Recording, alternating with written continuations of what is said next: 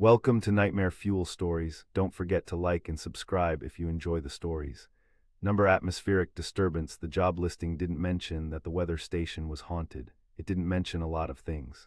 Just that the Bureau of Meteorological Research needed someone for a 3-month assignment to decommission Remote Observation Station 72, situated on the northern ridge of Mount Blackwood. The pay was excellent, suspiciously excellent, I realize now, and after my divorce from Alina, I needed both the money and the isolation. It's straightforward work, Dr. Abernathy had said during my interview, not quite meeting my eyes. Cataloging equipment, backing up data, preparing everything for transport. The station's been automated for the past decade, but we're shutting it down completely now. Why? I'd asked, curious about the closure of a facility that seemed, from the photographs, to be modern and well-equipped. Budget cuts, he'd replied too quickly. Politics, you know how it is. I didn't, but I nodded anyway. The job required a background in meteorological equipment and data systems, which my 15 years at the National Weather Service had given me. What it apparently didn't require was full disclosure about the station's history. The access road to RO Sminis 72 wound through dense pine forest before emerging onto the rocky northern face of Mount Blackwood. The station itself perched near the summit like a gray metal tick on the mountain's hide, a cluster of low buildings surrounded by weather instruments, satellite dishes, and a single wind turbine that turned lazily in the constant high-altitude breeze. My first impression was one of abandonment. Though the facility had supposedly been maintained remotely, weeds pushed through cracks in the concrete pad surrounding the main building, and rust streaked the exterior walls. The security keypad by the entrance, however, accepted the code I'd been given, and the heavy door swung open with a pneumatic hiss. Inside, the air was stale but not unpleasant. Emergency lighting cast a dim glow over what appeared to be a combined living and working space. A few desks with computer equipment, a kitchenette, and doors leading to what I assumed were sleeping quarters and bathrooms. Everything was coated in a thin film of dust, undisturbed except for small tracks that suggested mice or other small creatures had made themselves at home. I set down my duffel bag and laptop case, taking stock of what would be my home for the next 3 months. The station was smaller than I'd expected from the exterior, perhaps 30 feet square in total. Efficient use of space had clearly been a priority in its design. My orientation packet indicated that my first task was to check the main computer systems and ensure they were properly recording data from the automated instruments outside. I found the main terminal, an older model than I was used to, but familiar enough, and powered it up. The boot sequence seemed normal until the screen displayed an error message I'd never seen before. Atmospheric anomaly detected, station override protocol engaged, manual shutdown disabled. I frowned. This didn't match anything in my briefing materials. I tried accessing the main system menu, but the error message remained fixed on screen, unresponsive to keyboard commands.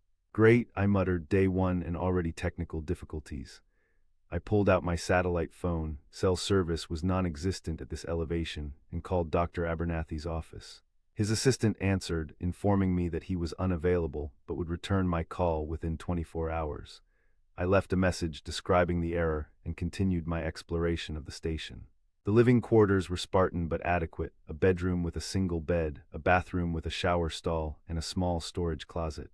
Everything was clean if dated, with the aesthetic of government facilities everywhere. Functional, durable, and utterly without charm. In the main room, a bank of monitors displayed feeds from various instruments outside. Wind speed, barometric pressure, temperature, humidity, all the standard meteorological measurements, updating in real time. According to the readouts, conditions outside were normal for early October at this elevation.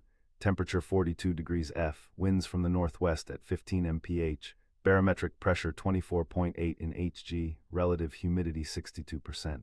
Nothing that would trigger an atmospheric anomaly alert.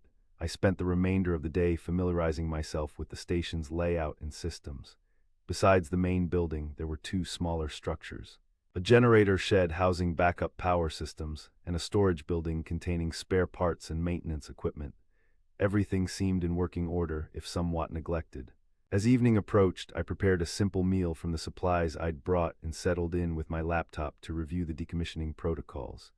The satellite internet connection was slow but functional, allowing me to download the necessary documentation. It was while reading through these materials that I found the first hint that RO Sminis 72 was not a typical weather station. Buried in an appendix was a reference to non-standard atmospheric monitoring protocols and anomalous weather pattern detection. No elaboration was provided, but a document number was referenced. ARA-72-17. I searched the digital archives I'd been given access to, but found nothing under that designation. Curious, I began physically searching the station for paper records. In a filing cabinet beneath one of the desks, I found a folder labeled Incident Reports. Inside were handwritten logs dating back to when the station was still manually operated. Most were mundane: equipment failures, supply deliveries, personnel changes. But one entry, dated November 17, 2008, caught my attention. 2:17 a.m. instruments showing impossible readings. Barometric pressure dropped to 19.2 in Hg, then spiked to 32.1 in Hg within 3 minutes. Temperature fluctuated between 10 degrees F and 85 degrees F. Wind direction changed 360 degrees repeatedly, while maintaining constant speed of 42 mph. Observation window showed clear skies throughout. Dr. Kelvin insists we continue monitoring despite evacuation recommendation. This is the third event this month. The entry was signed M. Chen, Senior Technician. I flipped through more pages, finding similar reports scattered throughout 2008 and 2009. All described bizarre instrument readings that defied meteorological explanation. All occurred between 2 a.m. and 3 a.m., and all mentioned this Dr. Kelvin, who apparently insisted on continued monitoring. The final entry in the log was dated February 4, 2010. Station transitioning to automated operation effective immediately per directive ARA-72-17.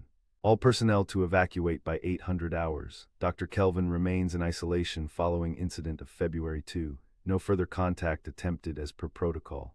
It was signed simply A. Abernathy BMR, my Abernathy, the man who had hired me, claiming the station closure was due to budget cuts. Outside, darkness had fallen completely. The wind had picked up, whistling around the corners of the building with a sound almost like distant voices. I checked the instrument readouts again. Wind speed had increased to 25 mph, but everything else remained normal. I tried the satellite phone again, hoping to reach Abernathy directly with questions about what I'd found, but the signal was now non-existent. A check of the weather monitors showed no storm activity that might interfere with transmission. Perhaps it was just the mountain's geography creating a dead zone. Sleep came fitfully that night. The wind continued to strengthen, creating a constant background of moans and whispers that seemed to follow me even into my dreams. I dreamt of standing on the observation deck outside, watching as clouds spiraled above the station, forming a perfect vortex centered directly overhead. In the dream, the instruments inside began to activate one by one, lights blinking, printouts spooling onto the floor, screens flashing with warnings. And through it all, a voice, neither male nor female, whispering, "We're still collecting data, the experiment continues." I woke at 2:17 a.m. precisely, jolted from sleep by the sudden silence. The wind had stopped completely. The absence of its constant voice left a vacuum that seemed to press against my eardrums. From the main room came the soft chime of an alert. I pulled on clothes and moved cautiously through the darkened station. The emergency lights cast just enough illumination to navigate by, giving everything a greenish, underwater quality. All the monitors were active now, their screens bathing the room in a pale blue glow. Each displayed the same message. Atmospheric anomaly detected, recording in progress, do not interrupt. I hadn't activated this. According to my briefing, all automatic data collection protocols had been disabled months ago in preparation for the station's decommissioning. I moved to the main terminal and tried to override the system, but the keyboard remained unresponsive. Through the observation window, I could see that the external instruments, weather vanes, anemometers, particulate samplers, were all in motion, actively collecting data. The barometric pressure display caught my eye. It was dropping rapidly, the digital readout ticking down like a countdown: 24.7, 24.2, 23.8.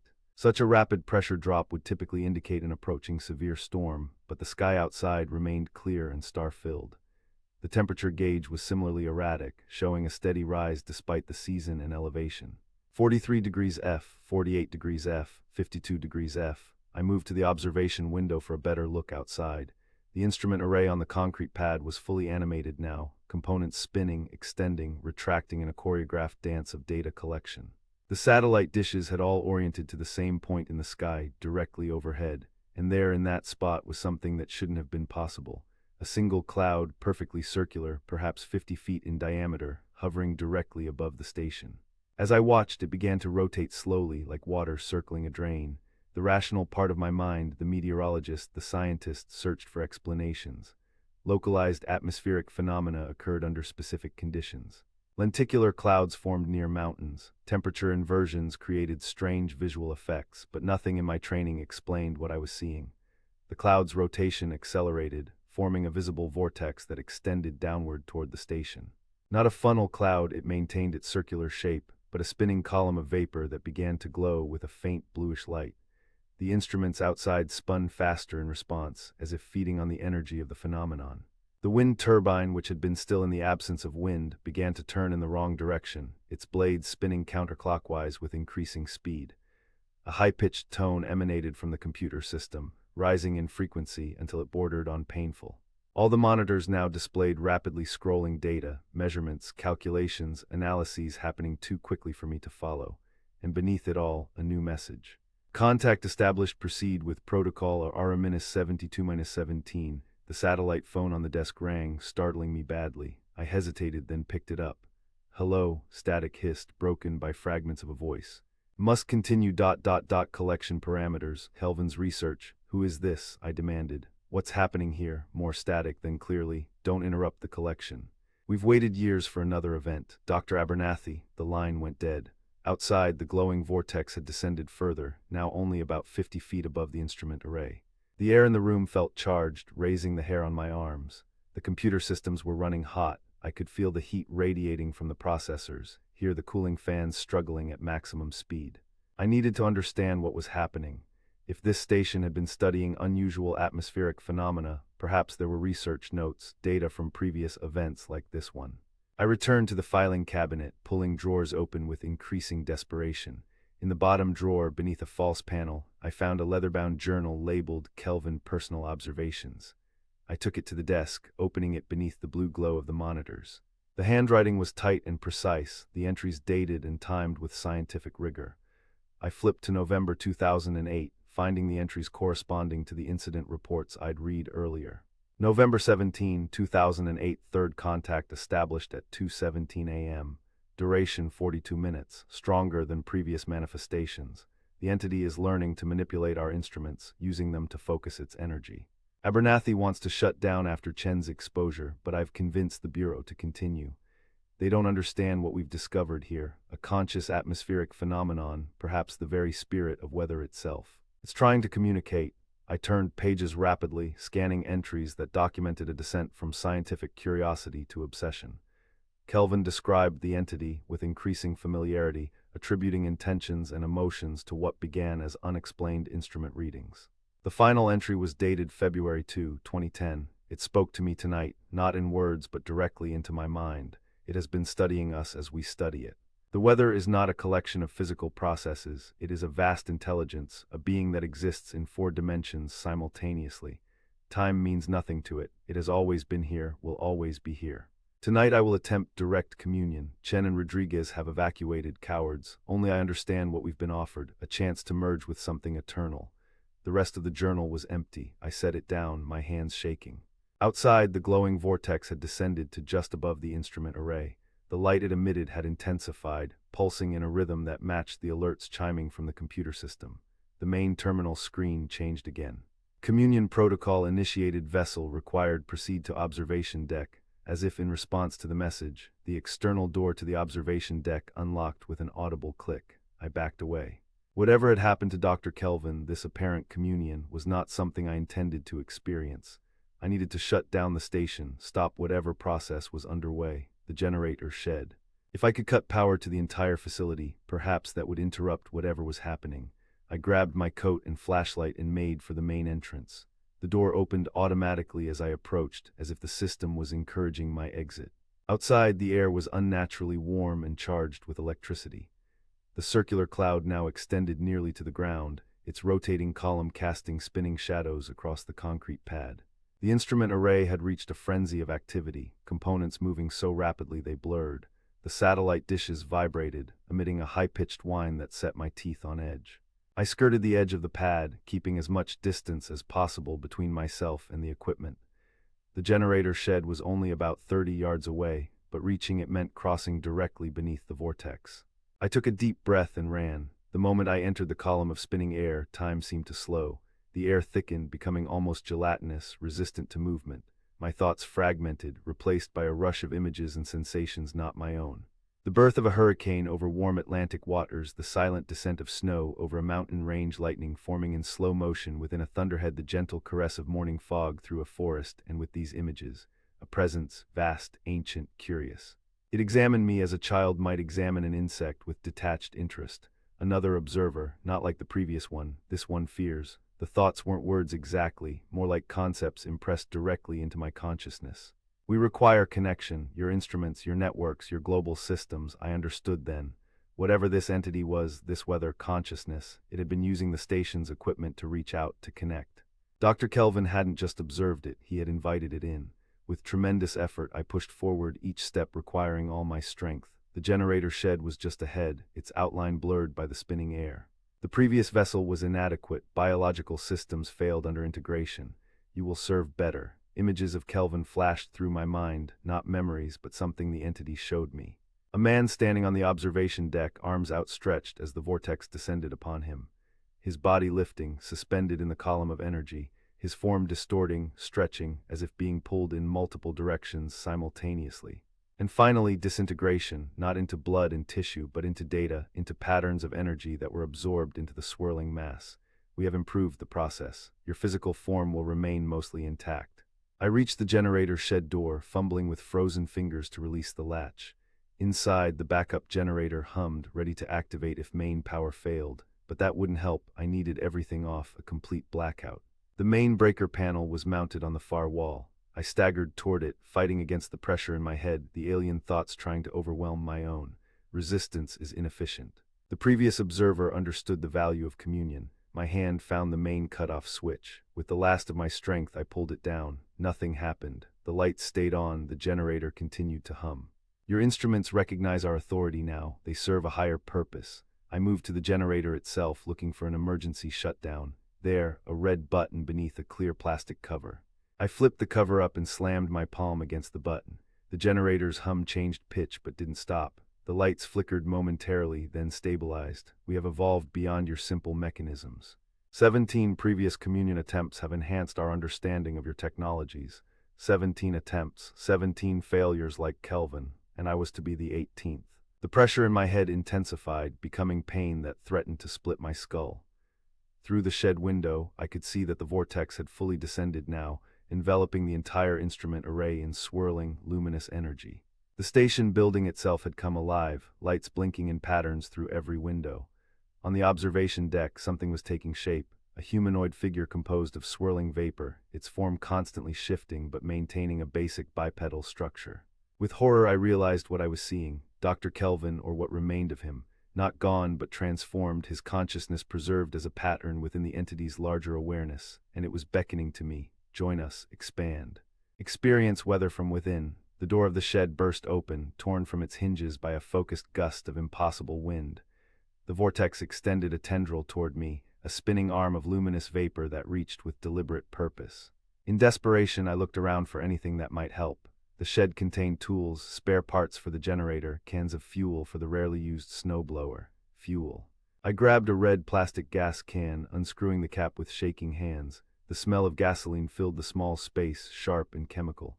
I began splashing it over the generator, the breaker panel, the wooden frame of the shed itself. This action is counterproductive. Your biological responses impair rational judgment. The tendril of energy had entered the shed now, coiling like a snake preparing to strike. I backed toward the door, gas can still in hand, fumbling in my pocket for the cigarette lighter I occasionally used for sterilizing tools. We offer transcendence. You choose destruction.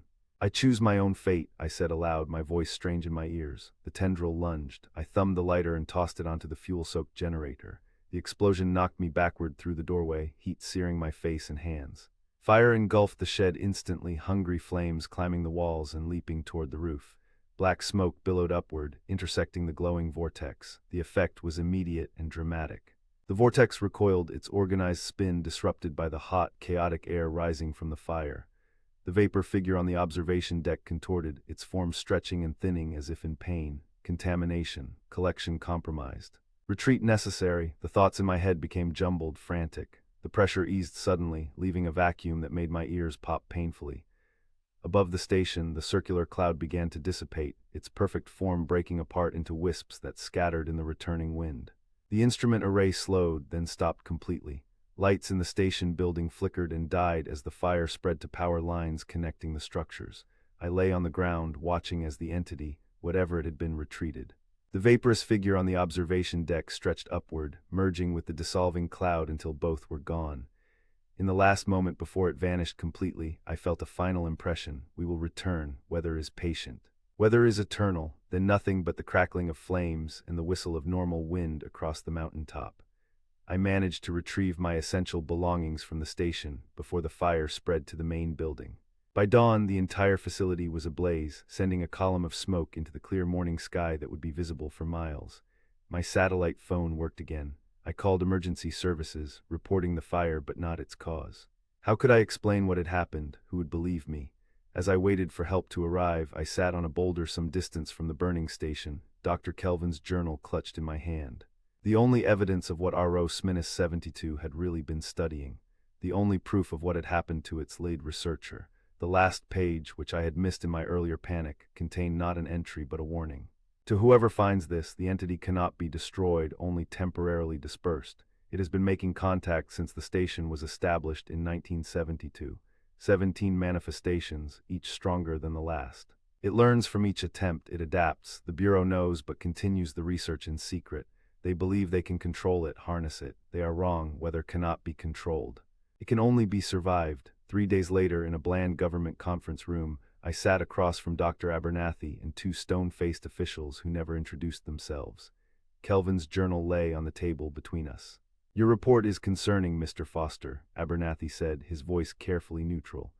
"Hallucinations, paranoia, arson, all consistent with high-altitude psychological effects combined with isolation. It happens to the best of us. It wasn't hallucination," I insisted. "Check the data records, check the atmospheric readings from that night. Unfortunately, all data was lost in the fire you started," one of the unnamed officials said. "Along with millions of dollars in specialized equipment. The journal, a sad document of Dr. Kelvin's deteriorating mental state," Abernathy interrupted. "He suffered from similar delusions before his disappearance. We should have screened you more carefully for psychological resilience.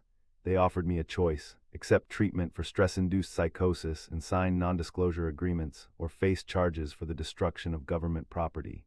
The implication was clear: no one would believe my story, and attempting to share it would only result in my discreditation and possible imprisonment. I signed their papers. What choice did I have? That was 6 months ago. I've been watching the weather obsessively since then, tracking patterns, monitoring anomalies. 3 weeks ago, instruments at a research station in Antarctica recorded an unexplained atmospheric phenomenon, a perfectly circular cloud that formed directly overhead, accompanied by instrument readings that defied meteorological explanation. The phenomenon lasted exactly 42 minutes, beginning at 2:17 a.m. local time. Yesterday, I received a job offer from the Bureau of Meteorological Research, a 3-month assignment at a remote observation station.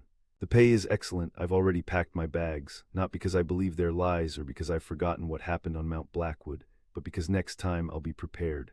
Next time I'll have my own instruments, my own records. Evidence that can't be dismissed or destroyed. The weather is patient. So am I, and when it comes for attempt number 19, I'll be waiting.